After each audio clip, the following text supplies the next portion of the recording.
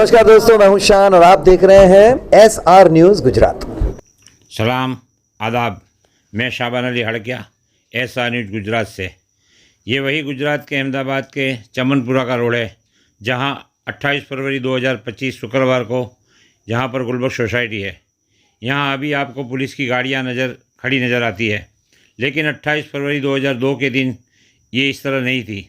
ये वही गुलबर्ग सोसाइटी है जहां कांग्रेस के पूर्व सांसद एहसान जाफरी सहित 69 लोगों को दंगाइयों ने मार डाले या जिंदा जला दिए गए। लेकिन अदालत में 69 के मौत के सामने एक भी अभी जेल में नहीं है, सभी रिहा कर दिए गए। सोसाइटी के एहसान जाफरी की पत्नी जाकिया जाफरी इंसाफ की लड़ाई लड़ते लड़ते अल्लाह को प्यारी हो गई, लेकिन उन्हें अफसोस इस बात का रहा कि उन्हें सुप्रीम कोर्ट से इंसाफ की उम्मीद थी, लेकिन वहाँ से भी इन्हें इंसाफ नहीं मिला। आज 23 साल हो गए गुलबर्ग सोसाइटी हत्याकांड को, लेकिन आज भी जिनके अपने इस वारदात में अल्लाह को प्यारे हो गए, उनकी याद ताज़ा रखने को आते हैं और फातिहा खानी रखकर उनकी मग़फ़िरत की दुआ करके अफसोस जताते चले जाते हैं। आइए उन्हीं लोगों की ज़ुबानी सुनते हैं आगे की कहानी। आपका नाम? तनवीर एहसान हुसैन जाफरी। ये आज इसको 23 साल हो गए गुलबर्ग सोसाइटी को जले हुए। ये आपके घर का, आपके वालिद साहब और उसके 69 लोगों को यहाँ मार दिया गया है। इसके बारे में आप कुछ जानते हो? नहीं, हमारी तो ये घर से पूरी ज़िंदगी की यादें जुड़ी हुई है। मैं यहाँ बड़ा हुआ हूँ, इसके सोसाइटी के पास में ही पैदा हुआ था और यहाँ बड़ा हुआ हूँ सोसाइटी में। और मेरे अब्बा ने बहुत ही मेहनत से और बहुत ही दिल लगाव से इस घर को बनाया था, सोसाइटी को बनाया था। पूरा सोसाइटी के पहले चेयरमैन ही वो थे, तो हर सोसाइटी के हर मकान के अंदर उनकी आवाज़ बोल रही है। उनकी रूह जो है वो इस सोसाइटी में आज भी मौजूद है और हर मकान उनकी मेहनत से बना हुआ है। और जितने भी सोसाइटी के पड़ोसी थे उनके अपने दोस्त थे, जिनसे वो कारोबार वगैरह करा करते थे, वो सब उनके मेंबर थे। तो ये पूरा एक सोसाइटी एहसान जाफरी की फैमिली थी, सब उनके दोस्त थे जिनको यहाँ लाके बसाया था उन्होंने। ये कोई एडवर्टाइज़ करके लोगों को बुलाया नहीं गया था सोसाइटी के मेंबर बनने के लिए। उनके दोस्त, उनके रिश्तेदार, उनके पहचान वाले, वो सबको उन्होंने मेंबर बनाया था। तो आज उनके साथ ये तब दर्दनाक हादसा हुआ और 69 लोग शहीद हो गए और पूरी सोसाइटी को लोगों ने उजाड़ कर दिया है। और हम पूरी कोशिश करेंगे कि हम ये सोसाइटी को वापस आबाद करें, ऐसी हमारी उम्मीद रहेगी कि हमारी इससे हमारे माँ बाप की, हमारे बचपन की, हमारे पड़ोसियों की, उनकी फैमिलियों की, सबकी जो उनके परिवार की यादें जुड़ी हुई है और हमारी पूरी कोशिश रहेगी कि हम इसको वापस से आबाद करें। आपकी मम्मी जैसे जाकिया जाफरी, मेरी अम्मी तो ये उम्मीद से ही रह गई कि कभी उनको वापस सोसाइटी में जाके रहने को मिलेगा, मगर उनके अभी भी लोग खौफज़दा हैं और यहाँ रहना के आने से वो ज़रा उनको थोड़ा डर लगता है कि अकेले जाके वापस यहाँ रहना। तो इसीलिए उन्होंने, दो और लोग आए नहीं हैं, कासम भाई के अलावा और कोई आया नहीं रहने। धीरे धीरे जब ये खौफ कम होगा और हिंदुस्तान के अंदर जो आज जो हिंदू मुस्लिम का माहौल है वो बदलेगा, तो हो सकता है कि वो लोग यहाँ आने के लिए सोचें और फिर हो सकता है उस वक्त हम इसे आबाद करने का हमारा इरादा करेंगे। फिर भी धीरे धीरे इसको आबाद करने की हम पूरी कोशिश करेंगे।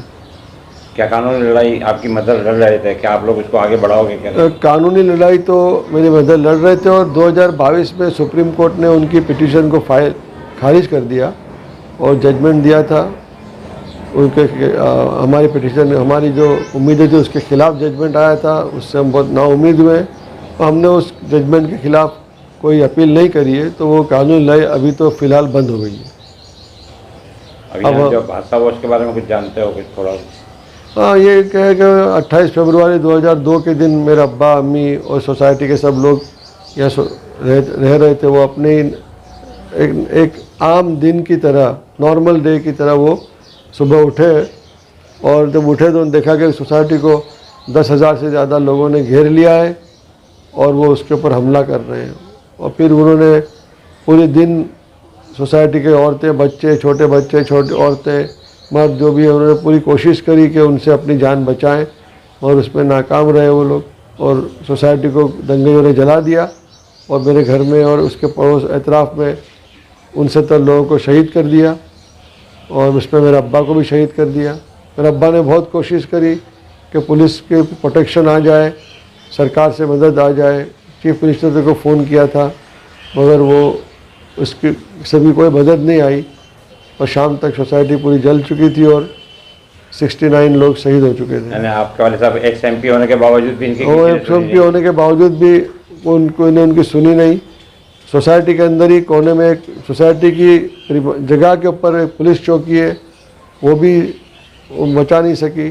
सोसाइटी की जो जगह पे है उसके करीब में 2 किलोमीटर के रेंज में ही कमिश्नर की ऑफिस है, बड़े बड़े अफसरान जो है पुलिस के SP DSP उनके घर है, मगर वो शाम तक कोई मदद ही नहीं पहुंची, जबकि इतने करीब थे। शहर के अंदर बीच में सोसाइटी है और पुलिस ने प्रोटेक्शन भेजा ही नहीं, यहाँ तक कि इतने सारे लोग शहीद हो गए।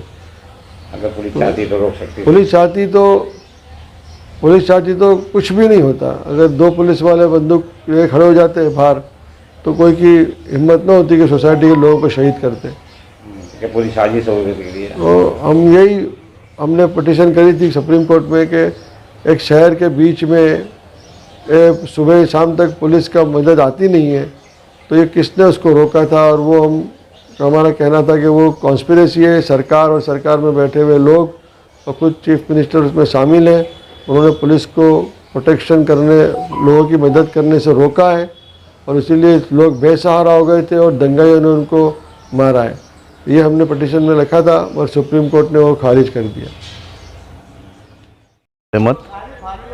ये 2002 के उल्लड़ के बारे में गुलबर्ग सोसाइटी में क्या हुआ, उसके बारे में कुछ जानते हो थोड़ा? हाँ सर, इसमें क्या है, 2002 का दंगा जो था वो यहाँ पे मैं नहीं था, लेकिन मैं पड़ोस की चाली में था। लेकिन हालात से इस तरह वाकिफ़ हूँ कि हमको क्या है कि चारों तरफ से घेर लिया था। बराबर ये पीछे रेलवे स्टेशन पड़ता है, वहाँ से दीवारें तोड़ तोड़ के अंदर आए, इधर से सोसाइटी का गेट तोड़ के अंदर आए, और मतलब हम लोग सब आँखों से देख रहे लेकिन कुछ नहीं कर पा रहे। वजह ये कि हज़ारों के सामने लाखों का टोला था, तो उस क्या कर सकते थे। अगर कोई मान लो आता भी है तो वो शहीद ही होता है और मरता ही है डायरेक्ट।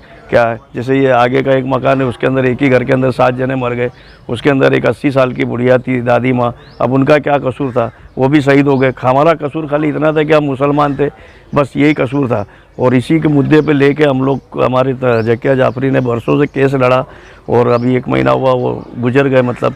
लेकिन इसी बिना पे उन्होंने केस लड़ा था कि भाई जो सोसाइटी में थे वो निर्दोष थे, अपना खुद का कमा खा रहे थे, अपनी ज़िंदगी बसर कर रहे थे। उनका क्या कसूर था? अगर वो लोग मारे गए, शहीद हुए, तो उनको मारने वाले कोई तो होंगे दोषी। वो दोषी आज तक पकड़े क्यों नहीं गए? उन्होंने निचली कोर्ट से लगा के ऊपरी कोर्ट तक, सुप्रीम कोर्ट तक ये केस लड़ा, लेकिन आज तक उनको जो कायदेसर इंसाफ मिलना चाहिए वो इंसाफ नहीं मिला। बराबर है, हर तरह से हम लोग घेरे हुए थे, चारों तरफ से घेरे हुए थे। ये तो ठीक है कि अल्लाह का कोई करिश्मा था या अल्लाह की कोई गैबी मदद थी कि हम लोग भी इज्जत अपनी जान बचा के निकल गए। क्योंकि पीछे आपको मालूम होगा, पहले मीटर गेज रेलवे स्टेशन था, अभी ब्रॉड गेज बन गया सर्व रेलवे स्टेशन, तो वहाँ शिफ्ट हो गए। फिर वहाँ से जो संस्थाएं चलाते थे बेचारे, वो लोग आके अपने अपने कैंपों में हमको लेके गए, और वहाँ जाके फिर हमको थोड़ा राहत का सांस लिया और राहत का मतलब एहसास हुआ। नहीं तो यहाँ तो हम चारों तरफ से घिरे होते। एक इतनी बड़ी सोसाइटी, आप चारों तरफ घूम के देखो तो चारों तरफ से अगर टोला आएगा तो कोई निकलने का रास्ता ही नहीं था कि कहीं से हम लोग इज्जत निकल सके।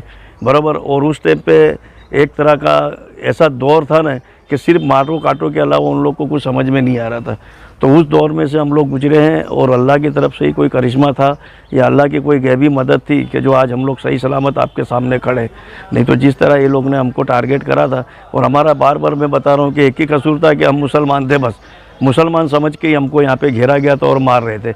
इसमें किसी का कोई दोष नहीं था, सब अपनी रोजी ज़िंदगी रोज़ का मर्रा खाने कमाने वाले थे। वेल सेट फैमिली भी थी, नॉर्मल थी, क्या मिडिल क्लास की भी फैमिली थी, सब मतलब अपनी रोजी ज़िंदगी बसर कर रहे थे। लेकिन बस कसूर एक ही था कि ये पूरी सोसाइटी के अंदर मुसलमान थे, और उनको टारगेट 2002 का जो दंगा हुआ गोधरा कांड का, उसके अंदर मुसलमान को ही टारगेट करना था। और ये सोसाइटी उनको अच्छी मिल गई कि चारों तरफ से घेर लो, ये लोग कहीं भाग नहीं पाएंगे। और उस दौरान अखबारी आंकड़े के मुताबिक 69 लोग शहीद हुए इस सोसाइटी के अंदर, और तो ज़्यादा ही हुए, लेकिन अखबारी जो आंकड़ा बता रहा है वो 69 का बता रहा है कि 69 लोग यहाँ पे शहीद हुए। क्या। और कुछ तो ऐसे थे जैसे वो पारसी का बच्चा 7-8 साल का, उसका क्या कसूर था। एक बूढ़ी माँ थी हमारे, वो गुलजार भाई की अम्मा 70-80 साल की, ये आगे वाले मकान में, उनका क्या कसूर था। ऐसे कई बेचारे जो निर्दोष थे, छोटे छोटे बच्चे थे, वो लोग इसके अंदर मारे गए।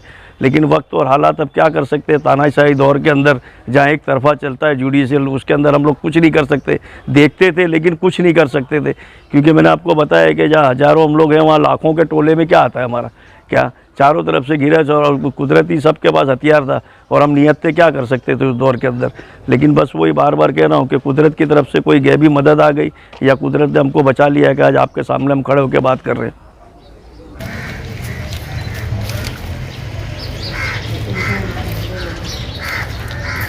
दिया तुम्हें जरूर। मेरा नाम है हुज़ैफ़ा यूसुफ भाई खम्बाती। ये 2002 की जो वारदात है तुमको याद है, कुछ पता है? हाँ बिल्कुल याद होगा, क्यों नहीं याद होगा, मरते दम तक याद रहेगा। मेरा नाम तो पहले बताया कि आपको हुज़ैफ़ा यूसुफ भाई खम्बात वाला। हाँ, हम यहाँ पे बहुत बड़ी फैमिली रहती थी।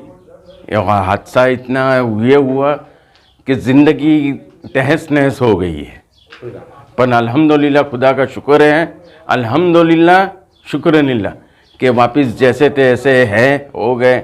पर याद तो रहेगी कि ऐसा जब भी आते हैं हर साल ये देख के थोड़ा यादें ताज़ा हो जाती है, तो दिल में बहुत गम लगता है, और ज़्यादा सोचने में कोई मतलब नहीं है अभी। पर ये है कि हमारी प्रॉपर्टी है, ये रहेगी बाकी हमेशा यहाँ पर। तुमने कहीं याद से भी 2002 का तो कुछ याद है आपको, कुछ हो तो कुछ थोड़ा बताइए। क्या कैसे हुआ बताएं, था ये कोई अल्फाज मतलब अभी है नहीं, सबको मालूम है, खुली किताब की तरह है, इतने सालों से खुली किताब की तरह है कि हमको यहाँ पे कुछ प्रोटेक्शन नहीं मिला था। हर बावजूद कोशिश करने के बावजूद इतनी कोशिश की थी कि पुलिस हर चीज़ को यहाँ पे कनेक्टेड, उस टाइम पे मोबाइल नहीं था, अपन फ़ोन से सबको कनेक्ट किया था, लैंडलाइन फ़ोन से। होते हुए भी सबका यही आश्वासन दे के गए थे कि हम आके आपको सपोर्ट करते, पर आज तक ऐसा पूरी हमारी मिलकता लूट गई, लोग आके हमको सब कुछ लूट गए, आंखों के सामने लूट गए हमारे सब दागीना, सोना, चांद, जो गहने होते हैं वो फैमिली के, इतने आज वो एहसास होता है कि आज वो हमारे पास नहीं है। ऊपर वाले ने नसीब में दिया तो सब कुछ आ गया, जो खाना पीना था वो तो अब है ही, पर जो आगे जो चले गया गहने जो औरतों के, वो एहसास हो जाते कि भाई ये चले गया, ये हो गया, वो तो मरते दम तक हमको याद रहेगा। और विजन किया या कोई सब सलामत निकल गए अल्हम्दुलिल्लाह वो बस बच गए, पर जख्मी हालत में बचे हम सब। आप अपने घर में ही थे या एहसान भाई के? नहीं, हम हमारे यही वाले घर में, जो आपने अभी दिखाया, आपको मैं ले जाता हूँ, आप आइए मेरे साथ आगे। वो दादर और सीढ़ी के साथ वो मकान आगे भी हैं, वो रास्ता आगे भी है, आप आइए। एक ये हमारा खुद का मकान है, देखो ये 3 फ्लोर का मकान है, ग्राउंड फ्लोर, फर्स्ट फ्लोर और सेकंड फ्लोर। ये तीनों एक मेरे फादर का है, और इसमें मेरे एक चाचा खुजैमा भाई है, उनका हक है। जो संयुक्त में हम मकान थे, वो अल्हम्दुलिल्लाह फैमिली में हर लोग सही सालिम बच गए, वो खुदा का शुक्र है। वो सेकंड फ्लोर पे वो मेरे खुजैमा चाचा रहते हैं। बचना चाहोगे? अगर सब सोसाइटी वाले मिलकर बचाने की कोशिश करें तो आप आओगे वापस? इंशाअल्लाह बस जाएंगे, क्यों नहीं बसेंगे। ऐसा ही लगता है कि अब वापस आने की रेवे फैमिली, अगर अपन गवर्नमेंट सपोर्ट देवे तो, गवर्नमेंट तो कुछ आती नहीं है, क्यों नहीं। हम तो यही चाहते कि हम आके वापस रेवे। हमारी ये मिल्कत है, हमारे बाप दादा की ये मिल्कत है, हमारा फादर ने खून पसीना बना रह के ये पूरी ये मिल्कत बनाई। ये देखो आप बराबर, अब देखना ज़िंदगी में किसी को कहे कि आज की तारीख में भी हमारी यहाँ मिल्कत मौजूद है, तो हम क्यों नहीं आके रहे हुए। बस, और मैं ज़्यादा कुछ कहना नहीं चाहता हूँ। हाय नमस्कार, मैं हूं अली असगर और आप देख रहे हैं SR news Gujarat. Please like, subscribe and share करो।